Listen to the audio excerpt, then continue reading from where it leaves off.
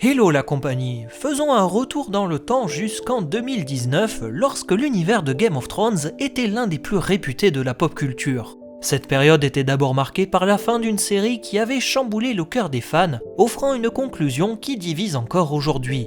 En anticipation de l'arrêt de la série, HBO avait planifié pas moins de 5 projets de spin-off qui auraient la lourde tâche de succéder à Game of Thrones. Si House of the Dragon s'apprête à débarquer sur nos écrans en 2022 sans date précise de diffusion, il n'est pourtant pas le premier projet à avoir été officialisé. Si je vous dis Blood Moon, peut-être que ça ravivera des souvenirs pas si lointains pour certains d'entre vous. Revenons sur ce sujet car, croyez-le ou non, il y a de nouvelles révélations depuis son annulation. Pour celles et ceux qui l'ignorent, Blood Moon était l'un des tout premiers projets à avoir la validation d'HBO pour entrer en phase de pré-production. Des bruits de couloir annonçaient qu'un spin-off sur la première longue nuit était à l'étude dès 2017 lorsque l'auteur J.R.R. Martin s'était expliqué au sujet des séries qui prendraient la suite de Game of Thrones. Pendant 2 ans, l'équipe de production a travaillé sur la conception de l'histoire, un début de scénario et l'assemblage du casting. Pour faire bref, il s'agit d'une série qui devait nous raconter les différentes histoires entourant la légende des marcheurs blancs, mais aussi l'époque de l'âge des héros avec la naissance de nombreux personnages iconiques. Avec l'accord d'HBO, ils ont donc poursuivi avec un épisode pilote tourné en 2019, c'est-à-dire un épisode 0, qui ferait office de test pour montrer ce que le spin-off pouvait offrir. En règle générale, c'est ainsi que fonctionne le monde des séries. Tourner un épisode pilote, le montrer à différents producteurs en espérant que l'un d'entre eux accepte de commander le reste de la série. Une fois cette étape validée, l'épisode pilote devient ainsi le premier épisode de la série et parfois avec quelques retouches. Ce fut le cas pour Game of Thrones où son épisode pilote n'avait pas convaincu HBO, la boîte de production demandant à ce qu'il soit à nouveau retourné intégralement avec quelques changements d'acteurs. Malheureusement, vous connaissez l'histoire, Blood Moon n'a pas passé cette étape de l'épisode pilote et HBO a entériné la mort du projet avec l'officialisation d'House of the Dragon. Pourquoi est-ce que Blood Moon a été annulé ? Même encore aujourd'hui, il est très difficile de répondre avec certitude à cette question.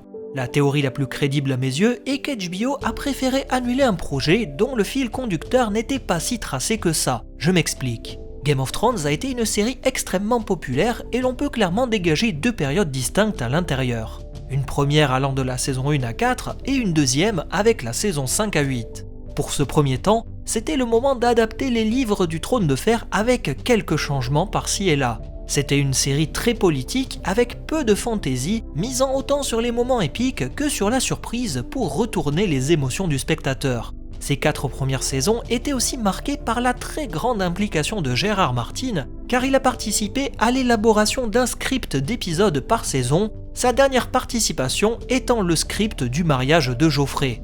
A l'inverse, la deuxième moitié de série se veut plus différente, optant pour l'aspect fantastique avec de l'invention et de grandes différences par rapport au livre. Certes, l'auteur avait donné quelques idées clés pour guider l'intrigue, mais les scénaristes et showrunners ont préféré suivre par moments leur propre voie. C'est sans doute cela qui explique que Blood Moon n'ait pas survécu face à House of the Dragon.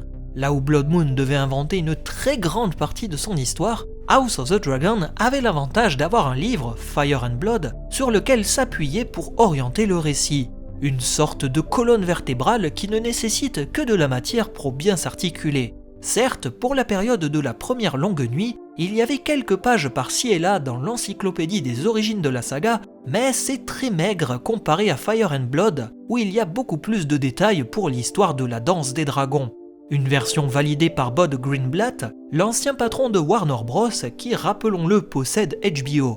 Ce dernier s'est exprimé fin 2021 en disant la chose suivante, je cite: « Quand j'en ai vu un passage, quelques mois après mon arrivée, j'ai dit à Casey Bloys, ça ne marche pas et je ne pense pas que ça tienne la promesse de la série originale. Il n'était pas en désaccord, ce qui est en fait un soulagement. » Une déclaration qui arrive 2 ans après l'annulation de Blood Moon et qui nous permet de valider cette explication. C'est bien dommage d'ailleurs, car plusieurs photos avaient fuité sur le net en nous montrant d'abord l'actrice Naomi Watts en costume sur plusieurs lieux de tournage. Les différents leaks de l'époque disaient qu'elle incarnait une noble appartenant à la maison des Stark ou bien des Castrales selon les cas, et ce sont d'ailleurs eux qui vivaient à l'origine dans la forteresse de Castral Rock avant de se faire déloger par la fourberie de Lann le Futé qui fondera la maison des Lannister. Quant aux Stark, ils étaient déjà basés dans le nord. De très nombreux éléments de décor témoignent de l'investissement d'HBO dans le projet. Beaucoup d'images font penser à une caverne et un château dans la roche, preuve que nous sommes très certainement face à la maison des Castrales, comme le démontrait cette belle tête de lion sculptée dans la roche. Il y avait même une embarcation avec l'emblème des Stark qui a été aperçue sur un autre lieu de tournage, montrant que nous sommes bel et bien dans une toute autre époque, située des milliers d'années avant Game of Thrones. Depuis son annulation fin 2019, de très nombreuses informations ont fuité sur Blood Moon. Tout d'abord le budget, puisque cette courte expérience pour le projet aurait coûté pas moins de 30 millions de dollars, toujours selon les dires de Bob Greenblatt. Un coût très élevé lorsqu'on compare avec Game of Thrones, où un épisode de la saison 1 coûtait en moyenne autour de 5 millions de dollars, tandis qu'un épisode des dernières saisons avoisinait entre 15 et 20 millions de dollars. Difficile d'estimer comment ils ont dépensé pour ce spin-off, bien que je me doute que le casting, le tournage et les éléments de décor engagés étaient très importants.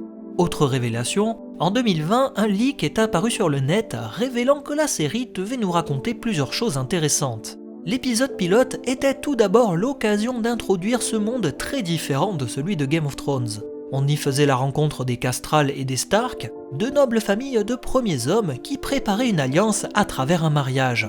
Cette image du bateau avec le drapeau des Stark, la présence de Naomi Watts dans la crypte avec du jaune qui symboliserait le lion des Castrales, et le fait que nous voyons ensuite le fameux bateau dans la même crypte va dans ce sens.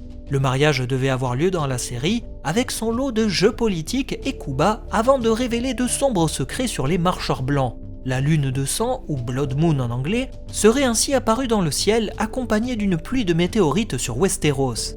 Peut-être est-ce l'arrivée des dragons, comme le soulignait l'une des nombreuses légendes comptant leur apparition, bien que ces derniers se soient véritablement éveillés à Essos auprès des Valyriens. Mais cependant, n'oublions pas qu'il a existé des dragons à Westeros à l'époque de l'âge des héros, et le synopsis de Blood Moon nous promettait de révéler certaines informations sur les secrets du monde.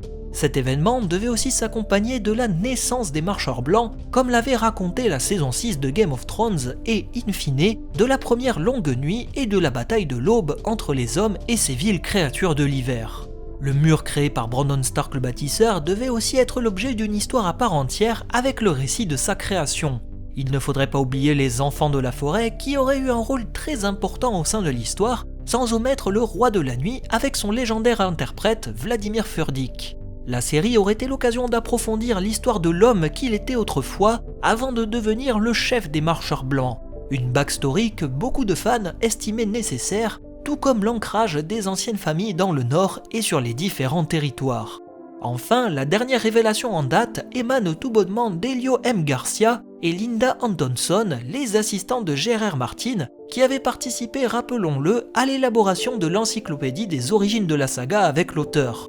Dans une récente interview accordée fin janvier 2022, ces derniers ont donné un nouvel élément concernant le projet Blood Moon. D'après leur dire, une version alternative de la table peinte d'Aegon à Père Dragon devait apparaître dans la série. Située dans le nord, sans doute dans la ville qui sera plus tard Winterfell, cet élément s'appelait la Table Blanche et était réalisé à partir d'un arbre-cœur. Ces derniers auraient été consultés par la showrunneuse afin de délimiter les royaumes de l'époque ou bien de se renseigner sur la géohistoire de l'âge des héros. Il aurait été très intéressant de voir le rôle de cette table, sans doute utilisée comme conseil de guerre par le Nord.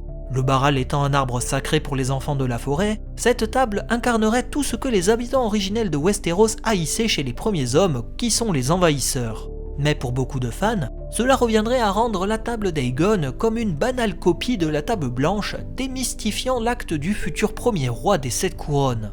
Je pense que nous aurons d'autres révélations dans le futur concernant ce spin-off, les langues semblent se délier petit à petit. Naomi Watts a d'ailleurs été invitée à s'exprimer sur le sujet fin 2021, mais elle a révélé qu'une clause de confidentialité avec HBO l'empêchait de révéler quoi que ce soit, bien qu'elle partageait le chagrin des fans suite à l'annulation de la série. Il n'y a plus qu'à espérer qu'HBO ne regrette pas leur décision, et qui sait, peut-être que nous aurons un jour le droit à cet épisode pilote. Beaucoup, et moi y compris, espèrent que l'épisode sera dans les bonus DVD et Blu-ray de la saison 1 d'House of the Dragon.